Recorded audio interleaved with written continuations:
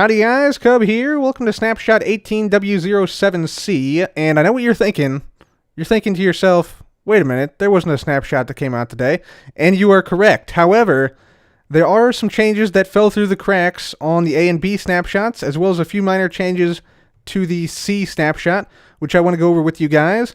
And I'm also going to give you guys a little bit of snapshot news, some confirmed features which are coming up in future snapshots, as well as some implications of some of the changes that we saw in the A and B snapshots. So let's go ahead and get right into it. First change I'm going to show you guys is to bone meal. And this escaped me the first time, but apparently you can actually bone meal the ocean floor. And again, as long as the block that you're bone mealing has 2 blocks of water above it, it can actually grow seagrass. So you can grow seagrass with bone meal on the ocean floor, as you can see here. And it works with any block.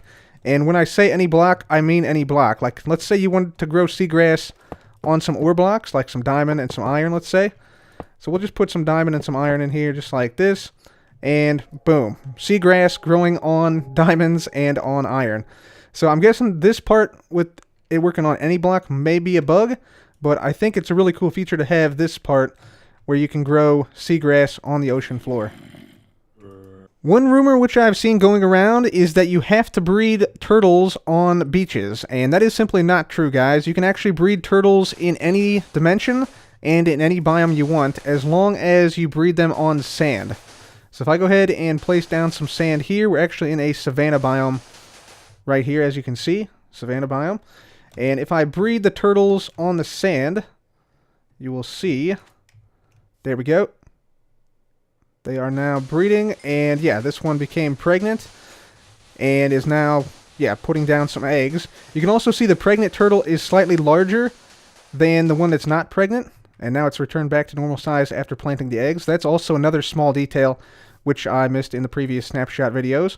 But there you go, those guys bred. But if we put 2 turtles down right here, for instance, we can actually breed these 2 up right there. And you will see, yeah, this one is the pregnant one because it's a little bit bigger than that one, as you can see there. And it's actually going toward the sand right now. Let's see if we can actually move this guy off. And the turtle, once it makes it to sand, should finally plant down an egg. So if we put down, let's see if we can get some sand underneath this turtle right here. There we go. Just move this dude out of there. There we go. Yep, so now, yeah, he's planting the eggs in the sand. So just make sure you breed up your turtles on sand or near sand, because they can only plant their eggs down on sand. It's now possible to use Eyes of Ender in the End and in the Nether. And here you can see I'm throwing some Eyes of Ender up, and they all look like they're going sort of toward the end portal, but they're not really. It seems just like a random thing. Whenever you load up the world, it seems to point to a different direction. And this just so happened to be pointed toward 0, for me here. But maybe they will add a mechanic around this in the future because, yeah, it was not possible before. There's also a new death message, which I'm going to demonstrate to you now, which basically entails a mob knocking you off into the void. This presumably goes with the phantoms, which now spawn in the end. And so I'm going to go ahead and switch to survival game mode here. We have a zombie named Darth Vader, and just take a look at what happens here. So if I do game mode survival right here, we're going to have him knock me off. There we go. And then we should see, yep, Cubfan135 didn't want to live in the same world as Darth Vader. There you go. So that is the new death message. One extremely minor change, which probably makes no difference at all, but I wanted to mention it anyway, is that the witch huts now spawn with mushrooms in the flower pot. Item throwing mechanics have now changed in this snapshot. We can now press and hold down our item throw button, which is default Q, and watch what happens. There we go. So yeah, after the first initial throw of the items then start to flow much, much quickly out of the inventory.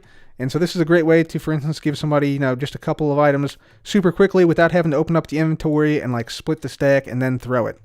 Of course, you can use Control plus Q to throw the entire stack as you always have. But this is just a quick and easy way to give somebody, you know, just a couple items. New in the C snapshot, if you have some jungle logs and you strip them of their bark, you can still place cocoa beans down on the sides. There's also a major change in the C snapshot to how bubble columns work. This was done to make sure that bubble columns behave more consistently. The new changes and the rules for bubble columns are that you can't have any of the blocks horizontally from where the bubble column will be air blocks. So for instance, all of these blocks that are now cobblestone, these cannot be air blocks. And at least one of them has to be a pure water block. So let me show you what that means. That means that this 1x1 will now no longer form a bubble column unless I go ahead and just get rid of this block. At which point, yeah, you can see this is now a pure water block right here. And then a bubble column forms 2 blocks up, but there's no water block right here, so it doesn't go up any higher. If I did this, though, and then updated this bottom block, you can see the water column, or the bubble column, rather, now goes up 3 blocks. And then if I did this, and then updated the bottom block again, you can see it now goes up 4 blocks.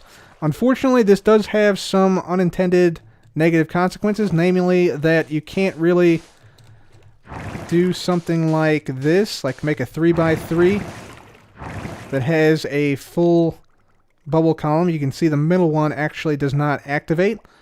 So this will probably change. They've actually said it will probably change in the future.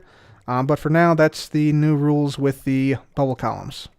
A couple things I want you guys to be aware of in regards to the Trident. So here I have a Trident with Channeling and Loyalty 3.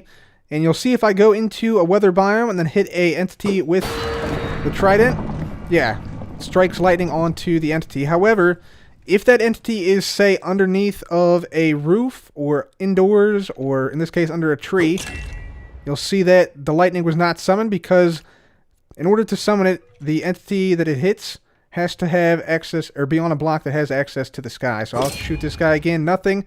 If I shoot this guy, he's struck by lightning. So just be aware of that. One other thing you need to be aware of is that torches can now no longer be used to effectively save yourself from drowning. So here I'm trying the torch trick. It's working a little bit, but I basically have to stay right here. If I move out here, I'll pretty much immediately start to drown because my oxygen bar does not refill anymore. And also, as you saw there, the torch can sometimes float away from you, which also prevents this trick from working very effectively. So because the oxygen bar does not fill up instantly when you encounter air anymore, both the torch and actually also the bucket trick, which I can show you here if I just do this.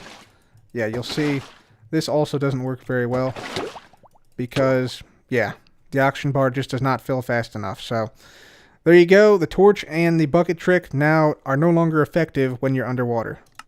A few more things I want to tell you about. Number one is the phantoms. We now know exactly how long that it takes for the phantoms to start to spawn in survival if you don't sleep, and that time is 100 minutes or 5 in-game days.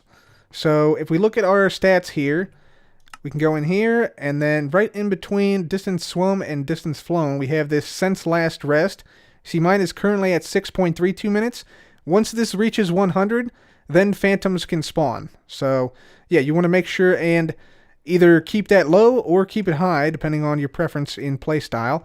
And I will show you here real quick. If we do time set night, and then I sleep here, even if I don't actually sleep all the way through the night, this actually has now reset my time since last rest. You see right now it's at 2.25 seconds. So you don't actually have to sleep through the night to reset your time since last rest, which then, yeah, resets the phantom countdown timer. One more thing I want to mention regarding MobB that you probably want to know about is that MobB will not spawn near players who do not have access to the sky under the block they're standing on. So what that means is, let's say you were AFKing in a mob farm and you wanted to make sure that MobB did not come and kill you. So what you want to do is make sure the block that you're standing on does not have access to the sky. So in this case, MobB would not spawn near the Steve because he has no block access to the sky, the block he's standing on. And it would spawn near this creeper guy because he has sky access on the block he's standing on. So basically what that means, as long as you're indoors, you can still not sleep and MobB will not spawn nearby. A few other pieces of Minecraft news and information that I want to share with you guys. Jeb has confirmed there will be a new underwater hostile mob added in this update, and we will need the Trident to kill it. So yeah, it'll be a primarily underwater fight with this mob if we encounter it. And so there is no indication on what it could be. Could be, you know, a kraken, could be a giant serpent, Could be a megalodon, anything like that, but very exciting to hear that a new hostile underwater mob is now confirmed. Also, there is confirmed new underwater structures coming to the game soon, and it looks like to me underwater ruins is what it is. You can see them on your screen right now. So those are the new structures coming underwater, in addition to the shipwrecks, I might add. And finally, Jeb hinted at a, quote, adventure relating to the aquatic update, which will be added, and it'll be another reward to find for the player. So perhaps something similar to the Trident or a rare block to find, and that should be quite interesting as well. So some interesting news, some exciting things coming to the game in the very near future, and I think that's going to be it for me today, guys. Please leave a like if you enjoyed, and make sure to subscribe for more videos like this. As always, thank you so much for watching. This has been Cub. Goodbye.